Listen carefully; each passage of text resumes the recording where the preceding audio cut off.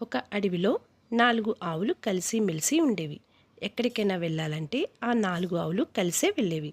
వాటి యజమాని కూడా ఆవుల ఐకమత్యానికి ఎంతో ఆనందించేవాడు. ఇలా రోజులు గడుస్తుండగా ఒకరోజు ఆ 4 ఆవులు ఎప్పటిలా మేతకు వెళ్ళాయి. వాటిలో అవి కబుర్లు చెప్పుకుంటూ గడ్డి తింటున్నాయి. ఇంతలో ఓ సింహం గ్రాండిస్తూ అక్కడికి వచ్చింది. దూరంగా మేత మేస్తున్న ఆవులను చూడగానే దానికి నోరూరింది. ఆహా! ఈరోజు నాకు విందు భోజనం దొరికిందన్నమాట.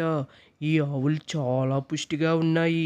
వీటిని చంపి నా ఆకలి తీర్చుకుంటాను. అని సింహం అనుకుంది. సింహాన్ని చూస్తే నిజానికి ఆవులు భయపడాలి, కానీ అవి ఏమాత్రం భయపడలేదు.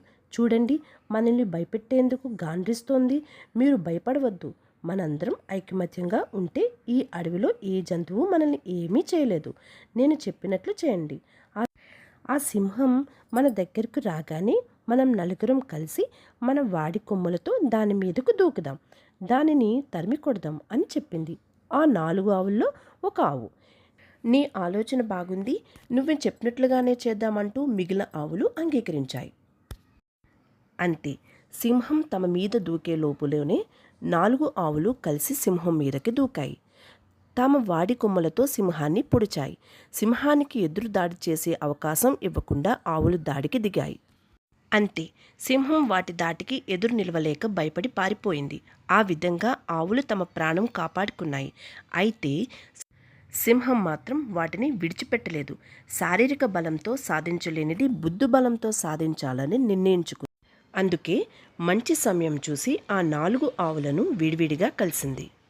ఆ రోజు మీరంతా కలిసి నా మీద పోట్లాడడానికి వచ్చినప్పుడు నీ కొమ్ముల వాడితనం ఉందే, అబ్బో!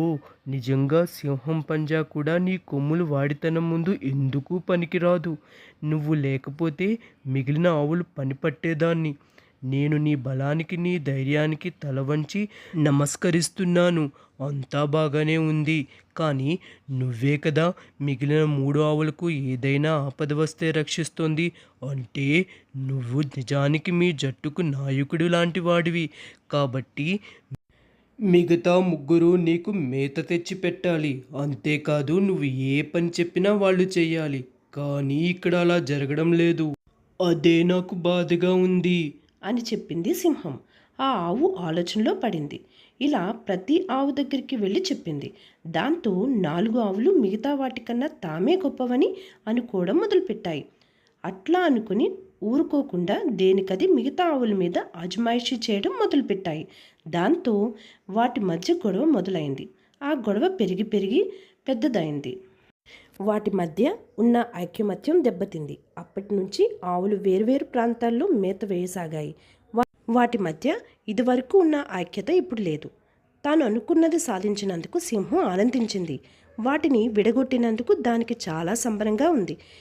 ఇంకేముంది, ఒక్కొక్క ఆవు మీదకు ఉరికి వాటిని మట్టుపెట్టింది. అలా వాటి అనేక్యత వాటి ప్రాణాలు తీసింది. తెలిసింది కదా పిల్లలు, ఈ కథ వల్ల మనం తెలుసుకున్న నీతి ఐకమత్యమే మహాబలం. కలిసి ఉన్నప్పుడు ఏవైనా ఆపదలు వస్తే అందరూ కలిసి ఎదుర్కోగలం. లేదంటే మనకు ఎదురయ్యే ఆపదలకు తలవంచాల్సి ఉంటుంది. సో ఫ్రెండ్స్, ఈ కథ కనుక మీకు నచ్చినట్లయితే నాకు కమెంట్ రూపంలో తెలియచేయండి. అలాగే ఈ వీడియోకి లైక్ చేయడం మర్చిపోకండి. మరెన్నో మంచి కథల కోసం మన ఛానల్ని సబ్స్క్రైబ్ చేసుకుని నన్ను సపోర్ట్ చేయండి. Thanks for watching.